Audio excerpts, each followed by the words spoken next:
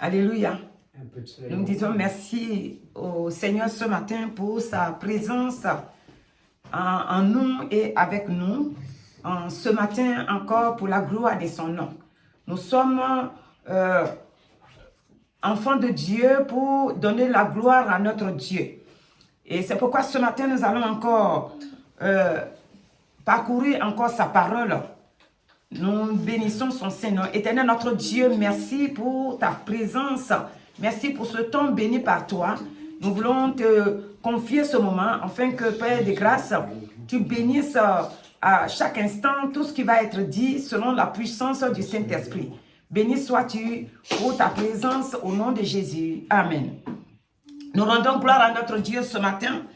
Le Seigneur encore nous a réveillés et veut nous enseigner à entendre sa parole qui nous donne la vie et qui nous donne la joie pour toujours continuer à le servir. Nous bénissons le nom du Seigneur. Ici, ce matin, le Seigneur veut nous parler de notre engagement avec Christ.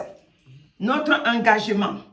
Quand nous nous sommes donnés au Seigneur, il y a un engagement que nous devons avoir au-dedans de nous, dans notre pensée, dans notre cœur. C'est pourquoi nous allons lire la parole de Dieu dans 1 Thessaloniciens 1, le verset 6. Il dit, « Et vous, même vous avez été mes imitateurs et ceux du Seigneur, en recevant la parole au milieu de beaucoup de tribulations avec la joie du Saint-Esprit. » Ici, et c'est l'apôtre Paul qui parle. Il parle aux chrétiens de Macédoine. Parce qu'il est parti chez eux, il a prêché, il a présenté Christ. Et quand ils ont accepté ceux de la Macédoine, ils ont commencé à annoncer Christ avec joie, avec la joie du Saint-Esprit. Mais ils ont ajouté un mot là-dessus. Le mot qu'ils ont ajouté, c'est que c'était au milieu de beaucoup de tribulations qu'ils annonçaient la parole de Dieu. Ce matin, Seigneur, nous interpelle, le Seigneur nous interpelle. Si nous sommes chrétiens, nous devons comprendre que annoncer la parole de Dieu, il peut y avoir beaucoup de tribulations sur notre vie. Les tribulations, on ne peut pas savoir calculer, ça vient de comment. Les tribulations, c'est tout le temps que nous vivons, par notre foi, va faire qu'on va recevoir beaucoup de tribulations. Mais ici, eux, ils recevaient beaucoup de tribulations, mais c'était avec la joie du Saint-Esprit. Ils étaient contents d'annoncer que Jésus-Christ sauve, que Jésus-Christ donne la vie, que Jésus-Christ donne la paix. Et tout ce qui était comme tribulation, ça ne les intéressait pas. Ça veut dire que ça ne pouvait pas les arrêter d'annoncer cette parole qui est remplie de vie. Et donc, si nous lisons le verset 9, il dit, car on raconte à notre sujet quel accès nous avons auprès de vous et comment vous êtes convertis à Dieu en abandonnant les idoles pour servir le Dieu vivant et vrai. Donc, une fois que nous avons accepté Christ, ici, ils étaient sans Christ. Ils étaient dans l'ignorance. Ils étaient des païens. Mais quand ils ont accepté Christ, ils ont laissé tout ce qui était comme idolâtrie. Ils ont laissé les idoles. Ils ont laissé tout ce qui ne glorifie pas Dieu. Et ils sont venus se donner corps et âme entièrement à Christ. Et donc maintenant, ils n'ont plus d'autre Dieu que Dieu de Jésus-Christ. Ils n'ont plus d'autre Dieu que le Dieu du Saint-Esprit. Ils n'ont plus d'autre Dieu que le Dieu créateur du ciel et de la terre. C'est le Dieu qui bénit leur âme. Le Dieu qui a créé leur âme. C'est ce Dieu-là qui est devenu maintenant leur Dieu. C'est quoi ce matin, mon frère, ma soeur, je m'adresse à toi. Quand tu as accepté Christ, les idoles, ici, c'est les idoles. Mais il y a beaucoup de choses que le Seigneur veut que nous nous séparons de ça. Si on ne se sépare pas, le Seigneur dit dépouillez-vous. Si on ne se dépouille pas, si on ne laisse pas ce qui peut ressembler comme une idole, on ne peut pas recevoir la gloire de Dieu qui s'est manifestée en Jésus-Christ, notre Seigneur et Sauveur. Nous sommes les imitateurs de Christ. Mais en tant qu'imitateurs de Dieu, de Jésus-Christ, nous devons savoir que notre vie a été scellée dans le sang de Jésus. Nous sommes morts avec Christ et nous sommes ressuscités avec Christ. Et donc notre ancienne vie est passée. Et donc maintenant ce que nous sommes en train de vivre, c'est une vie qui glorifie Dieu, qui élève Dieu, qui montre que nous n'avons pas d'autre Dieu, nous n'avons pas d'autre force, nous n'avons pas d'autre puissance, nous n'avons pas d'autre autorité en dehors de Christ. Christ est notre victoire, Christ est notre force, Christ est notre joie. C'est avec lui que nous allons de l'avant, c'est avec lui que nous avançons. Et nous ne nous occupons pas de tout ce qui est tribulation. Nous ne nous occupons pas de tout ce qui peut nous freiner pour nous empêcher d'adorer Dieu. Quand les apôtres ont reçu le Saint-Esprit et qu'on nous raconte dans Actes que Pierre, dans sa prédication à 3000 âmes se sont converties, les sacrificateurs vont vouloir empêcher Pierre et les autres d'annoncer la parole de Dieu. Et là maintenant dans Actes 4, ils vont leur dire, vous-même jugez-en s'il est bon d'obéir à l'homme que Dieu. Donc ils ont commencé, parce qu'ils disent que ce que nos yeux ont vu et ce que nos oreilles ont entendu, nous ne pouvons pas ne pas l'annoncer, nous ne pouvons pas ne pas le prêcher. Parce que pourquoi? Eux, en prêchant Jésus-Christ, il y a plein de prodiges, de miracles, de guérisons, de choses vraiment extraordinaires par la puissance du Saint-Esprit. Et donc les autres vont essayer de les empêcher d'annoncer cette vie-là qui vient de Jésus-Christ.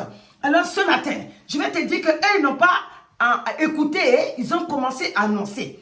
Toi aussi, mon frère, ma soeur, ne regarde pas les tribulations, continue d'annoncer la parole de Dieu. Et maintenant, pour ce qui concerne la jeunesse, je suis à vous pour dire que Dieu vous bénisse abondamment. Vous êtes la créature de Dieu. Vous êtes des enfants de Dieu. Dieu vous a aimé et il continue de vous aimer. Et il va vous aimer jusqu'à la fin du monde.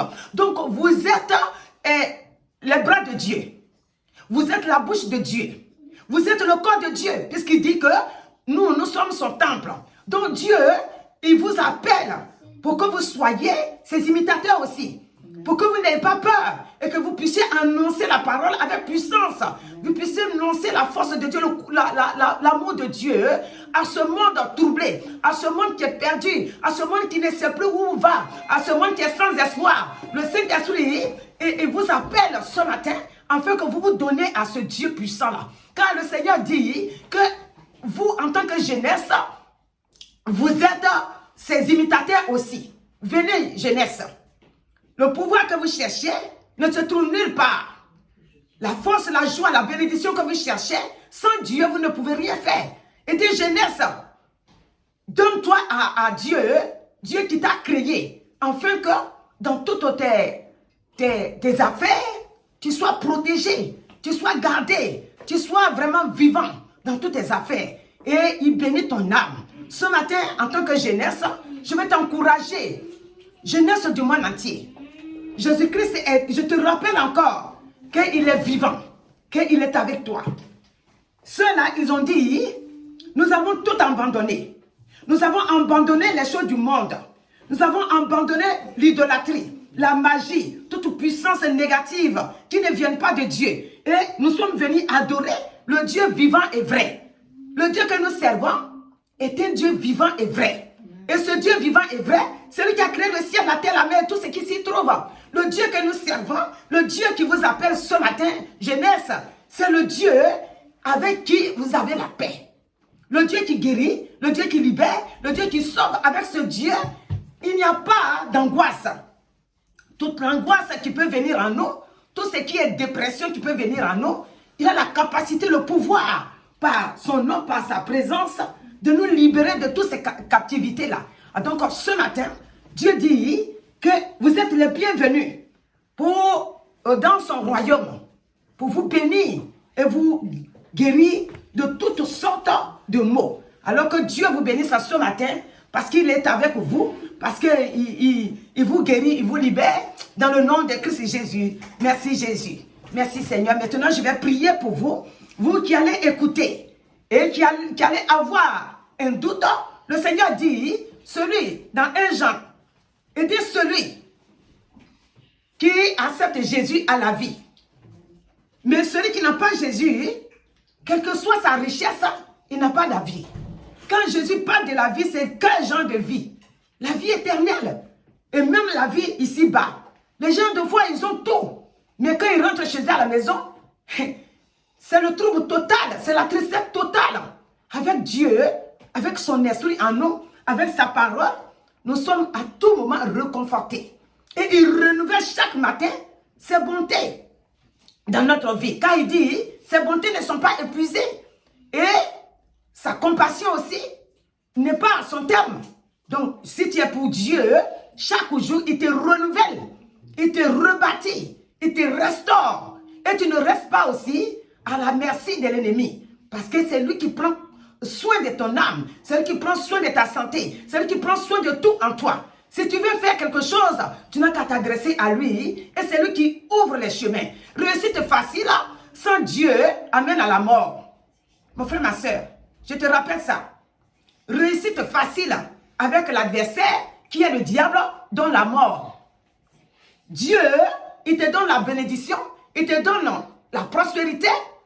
Il a dit dans Proverbe 10, 22, il dit que sa bénédiction n'est suivie d'aucun chagrin.